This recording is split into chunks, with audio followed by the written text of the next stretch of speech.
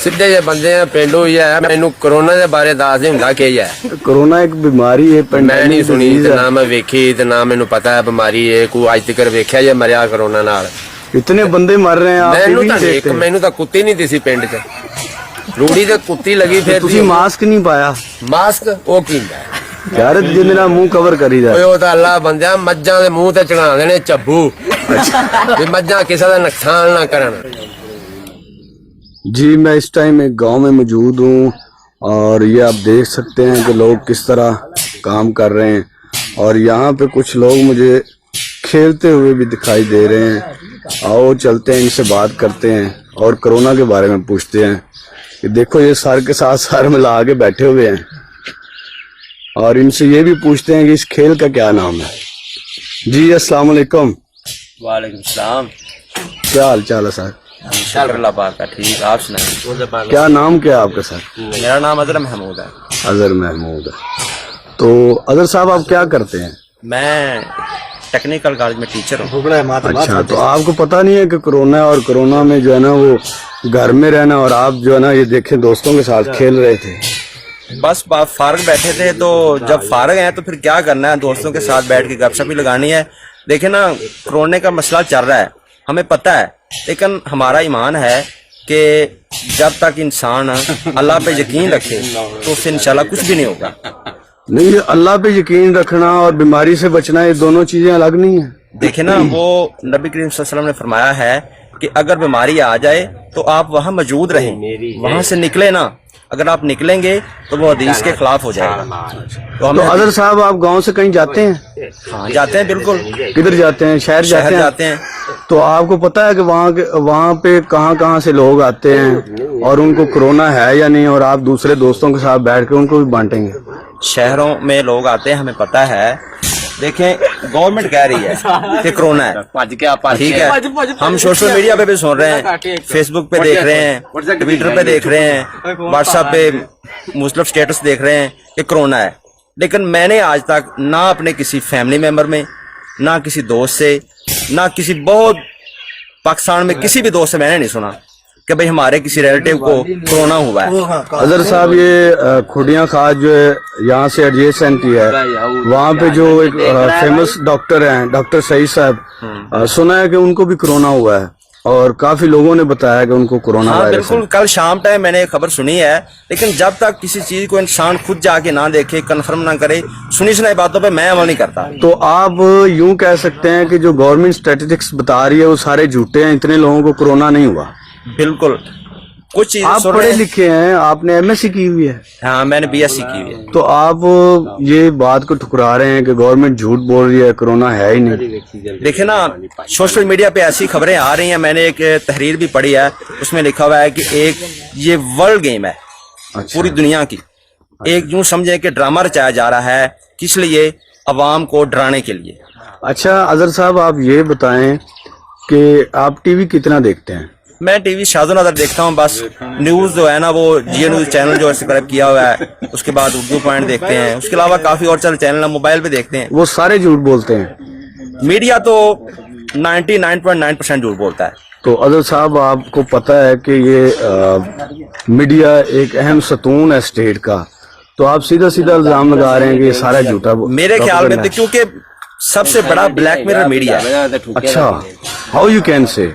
मैं कह सकता हूँ क्योंकि मैंने कुछ ऐसे एक दो मौके देखे हैं, मेरी आंखों के सामने हुए हैं। लाहौर शहर में मैं एक इंजीनियर हूँ, ठीक है, इंजीनियरिंग के तौर पे भी काम करता हूँ मुख्तलिफ कंपनीज में। तो मैंने वहाँ देखा कि एक मीडिया का बंदा आया, उसने आके ना हमारी कंपनी के बंदे को ब्लैकमेल करना शुरू कर दिया, आप ऐसे काम ना करें, आप ऐसे ना करें। तो इस वाले से मैं कह रहा हूँ कि मीडिया ब्लैकमेलर है। आओ दूसरे दोस्तों से भी बात करते हैं कि उनका कोरोना के बारे में क्यों हुआ, क्या भी हुआ। जी, ये भाई बैठे हुए हैं, इन्होंने अच्छी सी तुरबान पहनी हुई है। तुरबान पंजाबी में इसको पगड़ी कहते हैं। आपका क्या ख्याल है कोरोना के बारे में? मेरा ਤਾਂ ਕੋਈ ਖਿਆਲ ਨਹੀਂ ਕਰੋਨਾ ਕਿਹੜੀ ਕਰੋਨਾ। ਮੈਂ ਅੱਜ ਤੱਕ ਨਹੀਂ ਵੇਖੀ ਕਰੋਨਾ ਕੀ ਜੀ ਹੁੰਦੀ। ਸਿੱਧੇ ਜੇ ਬੰਦੇ ਆ ਪਿੰਡੋਂ ਹੀ ਆ। ਮੈਨੂੰ ਕਰੋਨਾ ਦੇ ਬਾਰੇ ਦੱਸ ਦੇ ਹੁੰਦਾ ਕੀ ਹੈ। कोरोना एक बीमारी है, ਮੈਂ ਨਹੀਂ ਸੁਣੀ ਤੇ ਨਾ ਮੈਂ ਵੇਖੀ ਤੇ ਨਾ ਮੈਨੂੰ ਪਤਾ ਹੈ ਬਿਮਾਰੀ ਹੈ। ਕੋਈ ਅੱਜ ਤੱਕ ਵੇਖਿਆ ਜੇ ਮਰਿਆ ਕਰੋਨਾ ਨਾਲ। इतने बंदे मर रहे हैं, आप ਮੈਨੂੰ भी ਤਾਂ नहीं देखते। ਮੈਨੂੰ ਤਾਂ ਕੁੱਤੀ ਨਹੀਂ ਦਿਸੀ ਪਿੰਡ 'ਚ। रूड़ी ते कुत्ती लगी फिरती होगी, वो नहीं दिसी भी कोरोना होगी मर गई है। ये आप रूढ़ी पे ही खेल रहे थे, देखे ना ये रूढ़ी है सारी, तो इससे तो मलेरिया होता है, मच्छर पैदा होता है, ਅਸੀਂ काटता है। ਆਪ ਸਭ ਤੋਂ ਵੱਡੇ ਮੱਛਰ ਆ, ਸਾਨੂੰ ਮੱਛਰ ਨੇ ਡੰਗ ਲਾ ਕੇ ਮਰਨਾ ਹੈ। आप बड़े मिजाज इंसान हैं। आप मुझे नहीं, ये नहीं, बताएं कि आप सारे इकट्ठे खेल रहे थे, तो ये तो कह रहे हैं कि कोरोना होता है, आपको नहीं हो रहा? ਨਹੀਂ ਸਾਨੂੰ ਤਾਂ ਨਹੀਂ, ਅਸੀਂ 3 ਮਹੀਨੇ ਹੋ ਗਏ ਨੇ, ਸਾਨੂੰ ਤਾਂ ਕਰੋਨਾ ਨਹੀਂ ਆਈ। ਇਹ ਪਿੰਡ ਦੇ ਵਿੱਚ ਕੋਈ ਮਰ ਜਾਵੇ ਤੇ ਆ ਦਿੰਦੇ ਨੇ ਜੀ ਕਰੋਨਾ, 2 ਲੱਖ ਦੇ ਦਿਓ ਜੀ ਇਹਨੂੰ ਕਰੋਨਾ ਹੋ ਗਈ ਏ। ਇੱਥੇ 2 ਲੱਖ ਦਿੱਤਾ, ਅੱਗੋਂ 10 ਲੱਖ ਲੈ ਲਿਆ। ਇਹ ਕਿਉਂ? ਇਮਰਾਨ ਹਾਂ ਭਾਈ ਮੌਜਾਂ ਮਾਰ ਰਿਹਾ, ਆਵਾਮ ਨੂੰ ਖਾ ਰਿਹਾ, ਗਰੀਬਾਂ ਦਾ ਖੂਨ ਚੂਸ ਰਿਹਾ। ਤੁਸੀਂ ਕਰਦੇ ਕੀ ਹੋ? ਅਸੀਂ ਦਿਹਾੜੀ ਕਰਨੇ ਉਹ ਬੰਦ ਕਰ ਛੱਡੀ ਸੀ। ਅੱਛਾ, ਜਿਹੜੀ ਦਿਹਾੜੀ ਹੈਗੀ ਸੀ 2000 ਦੀ, 500 ਦੀ, 100 ਦੀ, ਕਿਸੇ ਦਾ 1000 ਪਾਸੇ ਦਿਹਾੜੀ ਲਾ ਦਈਏ, 1000 ਦੀ ਅਗਲੇ ਦਿਨ ਸਵੇਰੇ ਲੈ ਲਈ। ਅੱਛਾ। ਸਾਨੂੰ ਕੀ ਮਿਲਿਆ? ਨਹੀਂ, ਸਾਨੂੰ ਆ ਜਗ੍ਹਾ ਤੁਹਾਨੂੰ ਮਿਲੀ ਹੈ। 12,000 ਮਿਲਿਆ ਜਿਹੜਾ ਇਮਰਾਨ ਖਾਨ ਨੇ ਦਿੱਤਾ ਹੈ? ਸਾਡੇ ਕੋਲੋਂ ਭਰਾਵਾ ਹੱਥੋਂ ਚਲੇ ਗਏ ਨੇ 12,000, ਅਸੀਂ 12,000 ਕਿੱਥੋਂ ਲੈਣਾ? ਕਿਉਂ?